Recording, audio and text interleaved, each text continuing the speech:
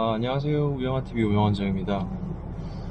오늘은 4월 21일 수요일 아침 출근길 광안대교를 지나고 있습니다. 지금 협착증 디스크에 대한 얘기를 조금 하다가 좀 더 심도 있게 갈 수 있지만 숨 고르는 차원에서 외래로 자주 내원하시는 원인 불명의 골반과 등 통증, 허리 통증 환자분들이 진단받을 수 있는 병인 강직 척추염에 대해서 한번 알아보는 시간을 갖도록 하겠습니다. 이 병은 환자분들이 좀 생소합니다. 그래서 말 그대로 척추가 강직된다, 굳어간다 이런 병이고, 이렇게 흔한 병은 아니지만 낫지도 못하는 병은 아니고, 요새는 주사가 잘 나와서 치유가 가능한데, 이 병이 진단되기까지 한번 과정을 한번 설명을 드리겠습니다. 보통 외래 내원하실 때 골반이 양측이 아프다, 그리고 등이 계속 아프고, 아침에 일어날 때 너무 허리가 아프고 뻣뻣하고 그런 증상을 보이고, 어떤 분들 같은 경우 심한 경우는 이제 관절이 다 아프다, 그리고 그런 증상과 더불어 장염이 잘 생기거나, 그리고 안구, 시야, 눈에 염증이 자꾸 생겨서 안과를 가도 특별한 진단을 받지 못한다, 그런 분도 있고요. 대부분 그런 척추관절 통증과 같이 그런 증상을 보이는데, 이 병은 진단하는 기준이 두 가지밖에 없습니다. 그래서 약을 수개월간, 얼마간 계속 먹어도 물리치료를 받아도 호전이 없는 이런 고관절, 허리, 등 통증, 거기 플러스 골반을 천장관절을 보는 엑스레이로 진단하고요. 흔히 인터넷상에서 보게 되면 대나무처럼 붙어있는 척추 허리 사진과 등 사진 이런 것들을 볼 수 있는데, 그거는 단계로 보면 가장 많이 진행된 그런 단계의 사진이고, 초기 척추염 환자분들은 허리랑 등, 목이 연결되는 사진보다는 고관절부터 먼저 확인해야 되고, 만약에 엑스레이상 등, 허리랑 목이 다 붙어있는 경우는 고관절은 천장관절이 다 이제 붙어있는 경우가 대다수입니다. 그래서 골반 사진으로 진단하고, 그 다음에 증상으로 진단하게 됩니다. 도움이 되는 검사가 MRI는 1회 급여가 되거든요. 그래서 이제 저는 강직 척추염에 의심된 환자분들은 급여로 골반과 아래 허리 쪽까지 한번 훑어보는 MR을 한번 찍어보고, 어제도 내원하신 21세 여자 환자분이 현지는 한 8년 정도 됐는데 측만이 조금 있으시고, 근데 증상이 이제 아침에 뻣뻣하고 관절이 아프고, 특히 엉덩이가 너무, 고관절 뒤쪽이 너무 아프다. 그래서 증상을 보니까 병력이랑 좀 일치해서 골반 MR과 5, 6번 쪽에 요추까지 한번 찍어봤는데, 촬영을 했더니 골반 쪽에 MR상, 엑스레이상에도 이제 양측으로 천장관절염이 보이고, MR상에서도 관절염이 진단이 되어서 지금 이제 치료를 시행해갈 그런 저희가 환자분이 있습니다. 결국은 이게 진단을 어떻게 내리느냐, 나는 그런 병은 무서워서 나하고 상관이 없다, 이렇게 생각하신다면 병 자체의 진단이 이제 힘들 수가 있고, 병원을 이제 쇼핑할 수밖에 없죠. 그래서 저는 임상적인 증상, 그리고 골반 사진, 틀어지는 사진을 통해서 진단을 하고, 거기 맞춰서 약물치료 먼저 시행하고, 호전이 없을 경우 이제 주사치를 하는데, 이게 참 천장관절염이 어찌 보면은 강직 척추염이 보면 이게 방치하거나 놔두게 되면은 병이 계속 진행을 하는 거죠. 그래서 다른 약이나 이런 조치를 해도 이제 효과가 없으니까 만성 통증으로 될 수 있고, 그다음에 아까도 초반에 말씀드린 각종 관절과 척추 같이 오고 내부 장기나 안구까지 문제가 발생하는 경우도 있으니까 환자분들 입장에서 상당히 괴로운 그런 질병입니다. 그 치료는 그래서 보통 강직척추염 같은 경우는 소염제, 비스테로이드 소염제를 바꿔가면서 한 100일 정도, 석 달 이상을 투약을 하다가 해도 이게 효험이 없는 경우가 대부분이거든요.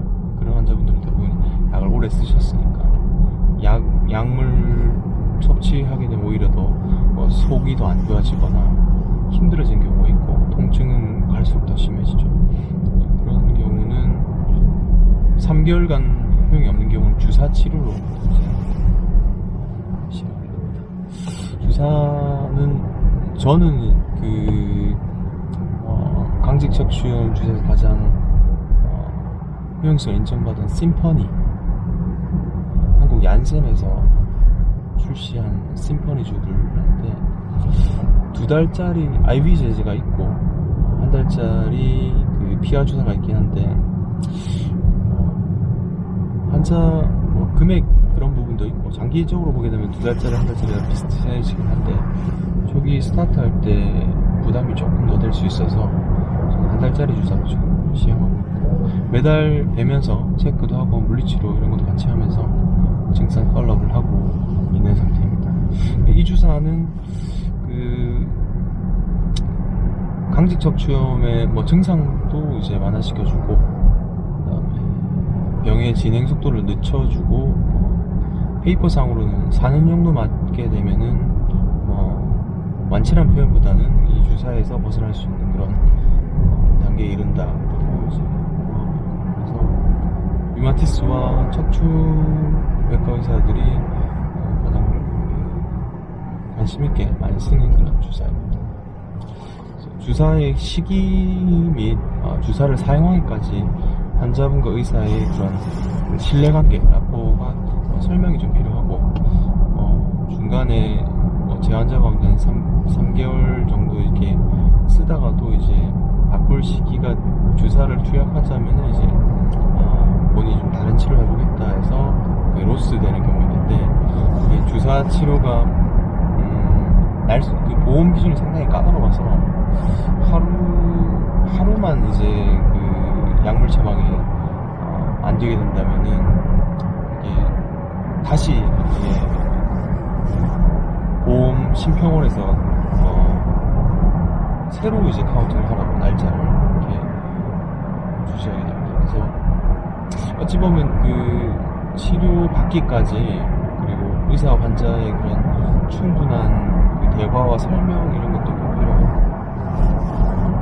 이것들이 진단에 대한 그런 것도 환자분들이 받아들이기 힘든 경우도 있고, 그래서 조금 오해를 살 수도 있는 그런 부분이 좀 있습니다.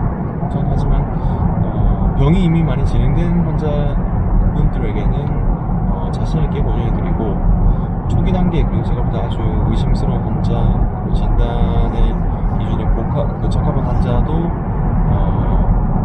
외래를 자주 뵈면서 이 병에 대해서 인지를 하게 설명을 하고 그 뒤에 이제 진행을 하고 있어서, 제일 중요한 게 의사와 환자의 신뢰관계까지 이 심퍼니 강직척추염 치료에는 중요한 것 같습니다. 천장관절염, 그래서 모든 천장관절 환자들이 이 병이진 않지만, 여성분 같은 경우는 임신하고 자연분만하고 골반이 이제 벌어졌다가 다치게 되면 그쪽에 관절염이 생길 수 있죠. 그런 경우를 제외하고 20, 30대 남자 환자분이 골반 통증이 있고, 임신 전 여성이 이제 이런 증상을 호소한다면은 저는 좀 강력하게 좀 의심을 하고 있는 하고 있습니다. 그래서 이 척추염, 어찌 보면 좀 진단받으면 좀 무섭고, 과연 이 병을, 내가 이 의사의 의견만 듣고 치료해나가는 게 맞느냐, 이렇게 고민된다면 한번 여기저기 의견을 물어보는 게 좋을 것 같고요. 이 척추염이라는 그 진단 자체가, 관심 있는 의사들 외에는 또, 뭐, 괜찮고 그냥 지내십시오라고 얘기하는 경우도 꽤 있거든요. 그래서, 이런, 적극적으로, 무조건, 만성 통증, 그리고 낫지 않는 골반 통증, 이런 거에 대한 적극적으로 그에 대한 검사와, 그 관련된, 관심 있는 그 선생님에게, 자문을 구해서 치료에 적극적으로 임해보시는 것이 좀 좋지 않을까 생각합니다. 저는 항상 이제 대부분 수술, 뭐 시술, 수술 이런 것들 위주로 하지만 제일 제가 장기간 보는 환자분들이 이제 골다공증 환자분 그리고 강제성 척추염 환자분들은 장기간 보게 되는데 이분들은 대부분 제가 주사를 많이 하죠. 골다공증 주사와 심퍼니주. 이런 환자분들도 치료하시게 되면은 그에 대한 꼭 수술을 받지 않아도 통증에서 벗어날 수 있으니까 척추관절 병원을 방문하셔서 진단 받으시고 거기에 맞는 치료를 해보시는 것을 권유드립니다. 요약하자면은 낫지 않는 골반 통증, 등 통증, 관절 통증 환자분들이 내원하셔서 골반 사진을 찍어보고 참고적으로 골반 MRI와 허리 덤프를 보고 그리고 피 검사 같이 해보면은 이 강성 척추염에 대한 진단이 맞는지 다른 병이 있는지 확인하고 그에 맞는 적절한 치료를 받으실 수 있을 것 같습니다. 이번 시간은 여기까지 준비하였습니다. 코로나 바이러스 진정은 안 되고 날씨는 너무 따뜻해지고 그래서 마스크 쓰고 외출하기 힘드신 그런 시기가 좀 오고 있는 것 같습니다. 하지만 이 봄이 가기 전에 이 봄에 마지막 그 정취를 느끼시고 오늘 하루 주말도 행복하시길 바랍니다. 시청해주셔서 감사합니다. 네. 저는 다시 출근길 나서도록 하겠습니다. 다음 주에 뵙겠습니다.